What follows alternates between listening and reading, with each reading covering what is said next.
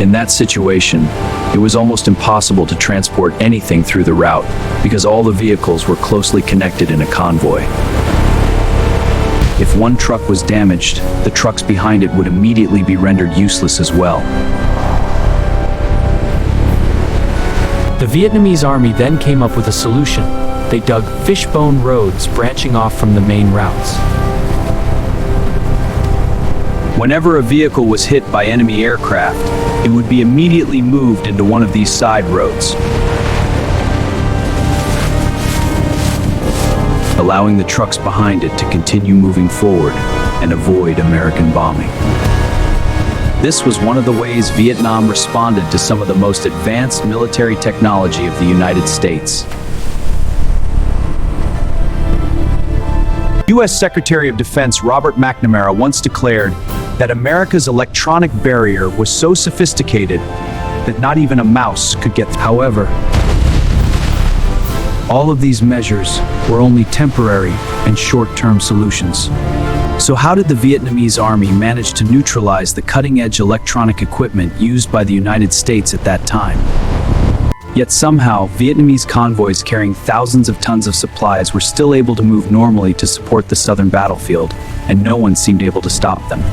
Because of this, it was considered a weapon that gave the United States tremendous confidence in its attempt to cut off the supply line from North Vietnam to the south. The most widely used and most famous device in that system was the so-called tropical tree, known as a ground surveillance sensor. This device was dropped by the United States to collect signals from the ground. Thanks to its 4 antenna-like sensors, every sound of talking, movement, footsteps, or vibration transmitted through the ground could be detected and immediately sent back to headquarters. They bombed in carpet bombing formations, leaving almost no chance for anyone to escape. As a result, all supply vehicles heading to the southern battlefield were forced to stop, and the entire operation fell into deadlock. Within just 1 minute, aircraft would be dispatched to bomb the detected location. And once they bombed, the question now was, how could Vietnam solve a problem created by the brains of 47 of America's most brilliant minds? Whether traveling on foot or by vehicle, detection seemed unavoidable.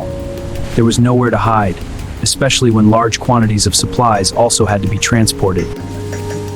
But in the end, the Vietnamese army discovered the weakness of these ground sensors.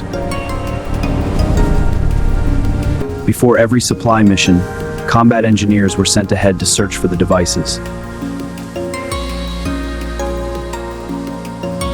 Once found, they simply tied the 4 antenna-like sensors together, and immediately the product of 47 of America's greatest minds was neutralized. Not only that, it was even turned to a counterattack weapon. Whenever engineers wanted to clear a mountain pass or open a route, they would place one of these sensors there and create fake signals, tricking American aircraft into bombing the area for them. After the Americans had finished bombing, all that remained was to send in bulldozers to level the ground. Before major battles, when Vietnam wanted to wear down enemy forces, these sensors would again be placed at pre-selected locations. Trucks would then drag large quantities of scrap metal through the area. If metal was unavailable, they would carry empty oil drums instead.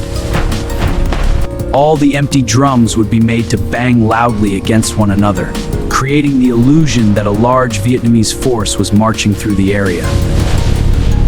This would prompt the Americans to dispatch aircraft and drop bombs.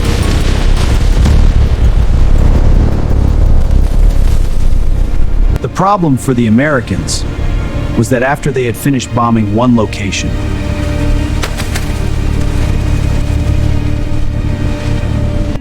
headquarters would soon receive another signal indicating that yet another large convoy was moving through the same area.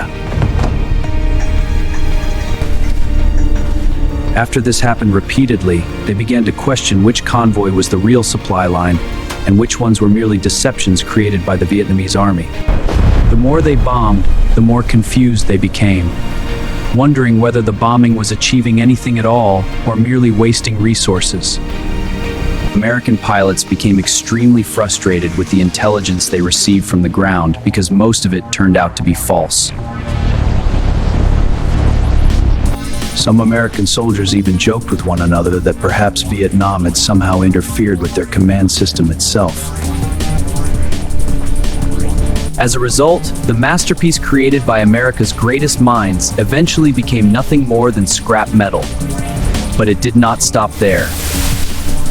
Determined to cut off the supply route from North to South Vietnam, the US military then deployed an aircraft known as the Ghost over Truong Son. In addition, it had highly advanced sensors capable of detecting the electrical impulses generated by gasoline engines while vehicles were operating. All of this data was fed into a computer on board the aircraft.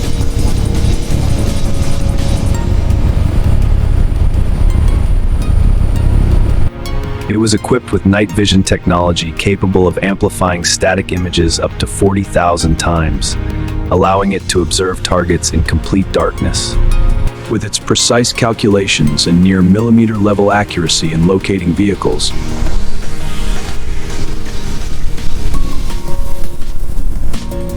the computer's task was to process and calculate an exact targeting line toward the objective.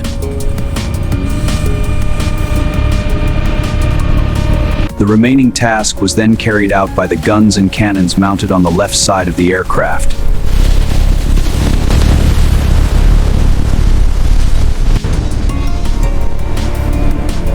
The AC-130 Ghost Air destroyed and damaged a large number of Vietnamese trucks. Its firepower was incredibly accurate. The difficulty, however, was that the Truong Son road at that time was extremely narrow, only wide enough for a single vehicle. As a result, the losses in both lives and supplies suffered by the Vietnamese army were enormous. If it disabled the tire of one truck, then the 100 trucks behind it would all be forced to stop because of the traffic jam. The urgent question now was, how could supplies continue to reach the southern battlefield under such circumstances? Once immobilized, they became easy targets for aircraft overhead, with no possibility of escape.